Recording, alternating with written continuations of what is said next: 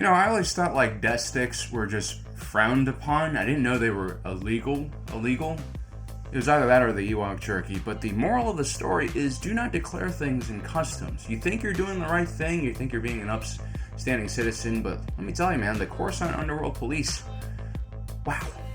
Anyway, if you told a younger me that an open world Star Wars video game like Outlaws was coming out, especially when I was experiencing that post-KOTOR depression, that game left such a vacuum in my life. But yeah, I would have gone crazy knowing that a truly open world Star Wars game is about to be released where you can have a ship and fly to a bunch of planets. I mean, yes, this is action and adventure, and I usually prefer first-person shooters and RPGs, but you get to play as a scoundrel, and they're basically my favorite characters in all of Star Wars. I've always tried to emulate this lifestyle. I mean, why do you think I'm always shooting in different locations all the time? It's not because I like setting up my camera and finding interesting angles to shoot at. No, I'm not a digital nomad. Such a stupid term. I'm a spice runner. And so yeah, I'm excited to explore the Star Wars galaxy as a scoundrel. Plus, lightsabers and the Force are like playing games on easy mode. I'm all about that hardcore experience. No shortcuts. Although I'm pretty sure this will not be a hardcore gaming experience. It will be an arcadey game because unfortunately Ubisoft is the publisher here and they're just a little better than Electronic Arts, if I'm being honest. I mean, like, they had the license for Star Wars for 10 years, and they just lost in 2023, and they really didn't do much. They did destroy all of my favorite game developers from when I was a kid, like BioWare. I mean, they're the ones who made KOTOR in the first place. But yeah, Ubisoft is really just not my favorite publisher, but I have to say, I am interested in the lore and the story details, because that's the one thing that Star Wars seems to get right about all of their games, you know.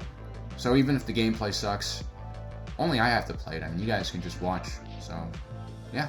But anyway, let's continue on to the video. We're going to be talking about everything you need to know about this video game, the lore, the gameplay mechanics, everything else in between. Check it out. So you'll be playing as Scoundrel Kay Vess, who is in a solo-like situation. She is indebted to a powerful, shadowy organization who has placed a death mark on her. She has to assemble a team for a massive heist in order to avoid dying. The time period this game is set between A New Hope and The Empire Strikes Back. This means the Empire is ramping up its military force and dispersing peace and justice at incredible rates. They're basically at peak power. We'll be doing a dedicated video about what exactly is going on in the wider galaxy, so we have a better sense of what's going on, I guess. Subscribe, by the way, if you haven't, because we do a lot of awesome lore stuff here. But anyway, the Imperial forces in this game will basically serve as the police, like in Grand Theft Auto. If you mess up badly enough, they will come after you. There are going to be a lot of open world game mechanics that you might recognize from other games in this video game. It's kind of like the Ubisoft way. Now, the game will not start off as an open world game. It will start off as a pretty linear experience, and it will slowly expand bigger and bigger as the user is given more freedom. Beginning of the game, you start off in one room, and it's claustrophobic, and it's meant to make you feel a little bit trapped. You open up, and it's city streets, but it's contained. There are going to be roughly 5 planets that you're going to be traveling to. This includes Kijimi, that's the frozen world from the Rise of the Skywalker. Then there's Tatooine, the lawless desert planet that's in the middle of nowhere that we keep traveling to. In like every Star Wars movie, TV show, and book and video game, we just can't seem to escape this planet. Call me Snake. Tatooine is outside of Imperial space and controlled by the Hutt clan, who by this time are still very powerful. It's not until Return of the Jedi that the Hutts would lose basically their control of this area. This means that there might be limited Imperial presence on this planet, but actually in A New Hope we do see some stormtroopers searching for those droids. I don't know if they're going to still be there or not. Mos Eisley from the original trilogy is going to be the main feature here on Tatooine, not Mos Espa from the prequels and Book of Boba Fett. There are also going to be a bunch of stinking Jawas running around, so be careful where you park your speeders. Kay, the Jawas are getting impatient. How can you tell? They're trying to disassemble me. And there will also be a very Mandalorian-esque mission where you have to fetch something from the local wildlife in exchange for the Jawa services. It has something to do with a dead Sarlacc pit, but remember, this is a few years before Boba Fett fell into his own Sarlacc pit and then came out. There's going to be all sorts of wildlife along with humanoids that you're going to be able to fight in this game. Then we have the planet Canto Nika, which is home to the casino city of Canto Bight. And yes, one of the side activities in this game is gambling on father racing. Even though it was like seen as unethical in the movies, maybe they're you know, tracking back on that. I wonder if you could steal them, you know, like for the revolution. Look, this whole place is beautiful. I mean, come on. Why'd you hate it so much? Look closer. Huh. I wonder what they taste like. Next up, we have Akiva, a former separatist world with a large droid construction facility. I believe this world was first introduced in canon in the Aftermath trilogy novels, right around when Force Awakens came out, so that was a while ago now. 10 years, wow. But anyway, Akiva is going to be featuring a really cool looking cantina with a giant tree in the middle of it called Alcazar. There are going to be a lot of beautiful sets and locations, it seems like, in this game. And I'm going to guess this is where you end up meeting your companion ND5, a BX Commando droid, which honestly has to be one of the coolest characters I've seen so far in this video game. Like, these commandos were truly menacing during the Clone Wars. ND5 does sound a little bit different from the other commando droids we've seen before, so I wonder if he has like new neural processors installed, like K2SO does. No, but you droid. What? Be careful. Donka's a broker, not a friend. She can't be trusted. And lastly, we have Toshara Moon, a world made for Star Wars Outlaws by Massive Entertainment. They are, by the way, the studio that is developing this game. Ubisoft is publishing. You might remember Massive Entertainment from their Tom Clancy Division games and Avatar, Frontiers of Pandora, which I will never play because I will never betray humanity. Toshara Moon is going to feature a huge city called Miragana, which is built right under a massive rock face. This planet has the same problems as Ryloth, you know, erosion through wind and sand. Seriously, this is an epic looking city, guys. I really love what they did with this. The planet is also going to feature savanna-like plains in the outskirts with Imperial outposts dotted all across them, a la Far Cry. I hope blowing them up does not get repetitive. Even though this is in Imperial space, there's going to be tons of criminal activity and many different syndicates operating here. It is known by the criminal underworld as the Gem of the Underworld. The Pike Syndicate are supposed to be the big bosses on this planet. These Pikes are going to be slightly different from the ones we see in the Book of Boba Fett and in the Clone Wars series. This is going to be a completely different faction. And the Pikes are going to be able to operate the way they can because of a local corrupt Imperial governor. Again, it sounds just like Ryloth. But anyway, out of all the maps, Tatooine is supposed to be the biggest. Obviously, it's a lot of sand. And then Akiva and Toshara Moon are supposed to be pretty close in size. Your ship is called the Trailblazer. And honestly, like, you know, for Star Wars games, the ship is incredibly important. I mean, for TV shows and movies, it's supposed to be important. So I really don't understand why they made it look like this. It looks like Pip, you know, the droid from The Acolyte. Apparently its uninspired look drew inspiration from a turtle. Like, seriously. Maybe they made the ship into a box because you can upgrade it. I don't know. The space combat is supposed to be similar to Battlefront 2, which is a bit arcadey, not as deep as Squadrons, which honestly, if you have VR, please check out. I mean, just being in the cockpit alone beats any Disney Star Wars ride I've ever seen. The immersion factor is insane. Especially if you did grow up wanting to be in a cockpit of a starfighter. It totally nails that aspect of Star Wars. There are also going to be a lot of random encounters a la Rockstar, but in space. I am under attack!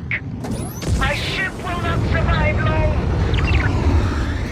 So that basically means space battles you can get involved with for various rewards and reputation boosts, depending on which factions are involved in these battles. Anyway, you will be able to fly seamlessly from space to the planet side, although at a certain point, once you enter the atmosphere, there is an animation of sorts. They take the controls away from you. I guess after Starfield, no one really wants to repeat the quick travel mistake. But is it a mistake? Like, how many times can you fly to the surface of a planet before you get bored and hit the quick travel? I think some people will continue doing the actual flying to the planet every time, but most of us will hit quick travel. I mean, this isn't supposed to be No Man's Sky or something, where you can actually fly all around the surface of a planet. And you probably wouldn't want that with the Star Wars game, because all of these maps and worlds will be custom made, no procedurally generated stuff. The developers have mentioned that each one of these planets are going to have as much space as like 2 or 3 regions in the Assassin's Odyssey games, and that was a massive map. So we're talking about a total of 10 to 15 areas from Odyssey. So pretty big map. You're going to be using your speeder to traverse most of these elements, and developers wanted to make sure that every map should take no more than 4 to 5 minutes to cross. I remember driving across Los Santos in GTA 5 was more like 10 minutes, but then you also had to drive around roads and stuff. With a speeder, you kind of just can go in a straight line, I think. The challenge here, of course, is not making these maps big. It's about what you fill in the map with. And, you know, Ubisoft is just really terrible at, like, making engaging open worlds, in my opinion. They make beautiful maps, like, really beautiful maps. Far Cry, Assassins, Wildlands, Division, they all look amazing. But again, there's just really nothing to do when you're running around them, in my opinion. Rockstar open worlds are the only open worlds I actually like walking around and just exploring. The Star Wars factor of these maps might make it more interesting for me because I'm such a lore nerd and Star Wars nerd, so we'll see. But anyway, while you're going around on horseback, speederback, there will also be random encounters. Also, you can call your speeder to you. And this is really my problem with Ubisoft games. I feel like a lot of their games just feel the same. The gameplay mechanics, the features that they add here. Like, look, it is better to have your speeder get called to you. I understand that's like a quality of life kind of adjustment, and like when you make those things, you don't really want to change them, but I wish they were just bolder in how they made these video games. Again, these studios are too large nowadays. There's too much investment involved, and so instead of like going all out for something innovative and experimental, they play it safe and develop a mediocre game that always kind of gets a certain amount of returns. Now, your in-game companion is this adorable raccoon lizard Stitch-like being known as Nyx. It serves as a very important game mechanic. This game does allow for stealth, and Nyx can do all sorts of things like set off detonators in a stormtrooper's belt, which is funny, but also like it's terrible for the stormtrooper, man. That's a terrible way to die. Nyx can also fetch weapons and even distract stormtroopers or enemies by being adorable. Kind of reminds me of Watch Dogs hacking tools a bit. There's another Ubisoft element that might feel familiar or just a bit old. This game is very light on RPG elements. I don't think there are any stats or attributes. Instead, you get skills by doing missions for people known as experts. This will basically unlock new gameplay elements. Apparently, Lando Calrissian is one of these experts. He'll probably teach you how to cheat in cards or build a robe collection of some kind. Some missions, like that one on Tatooine we talked about with the Jawas, will allow you to also upgrade your ship. Turret is active, K. This is also not a game where you will be looting a lot of things. There won't be, weapons and armor and stats on them like in The Division. I actually like that kind of stuff. It's kind of sad that it won't be in this game. But again, this is just how the game is going to be designed. That's just a personal preference. You can pick up weapons, it seems, from the ground during firefights, like this one-use heavier munition. I think it's a grenade launcher. One of the skills you can use in combat is a Red Dead Redemption-like gunslinger skill where you can slow down time and select the targets you want to hit. And then when you go back to real speed, you get this like effect where you shoot them all at the same time. Pretty cool, but again, it's derivative, very derivative. This can also be used on speeder bikes, which does seem like a very useful tool. There's also going to be a reputation system where you can do things to get closer to various criminal factions or just piss them off. This is where the players seem to get a bit more choice on how mission structure and perhaps story plays out. Each syndicate also controls territory, so be careful of who you piss off, because it might be more difficult to travel in those areas that they control. As far as the syndicates go, we have the Hutts and Pikes we mentioned before. Then we have Kira's Crimson Dawn, which Maul kind of started, but I think by the time of this game, he'll be dead already. They're a really interesting faction because they're not just interested in weapons and credits and spice or power. They're basically an information gathering network. And more importantly, they have a vendetta against the Empire in an almost ideological way, which really separates them from the other syndicates. Lastly, we have the Ashika clan, which is a completely new syndicate created for the game. They're an insectoid race that seem to be based on more samurai and Japanese culture. This criminal organization is extremely loyal and structured. You don't see individuals acting independently here. Everyone is working towards one goal and achieving dominance in their local region for their clan. They're primarily going to be based on the planet of Kijimi. And lastly, there's the Zarek Besh Syndicate. They serve as the major threat against Kves. Their leader, Ciro, is the one who places the death mark on her. There's no reputation here to build with them. They just serve as the impending doom on the edges of the galaxy, kind of like the Reapers in Mass Effect or the Wild Hunt in The Witcher. Oh wow, we hit 50 facts already. That was pretty quick. So whether this game is just another Ubisoft adventure, whether it's surprisingly good or just terrible, doesn't really matter because we'll be playing this game to figure out all the lore and interesting story elements for you guys, especially if you aren't a gamer. So don't forget to subscribe, hit that notification button down below so you don't miss out on the rest of our awesome content.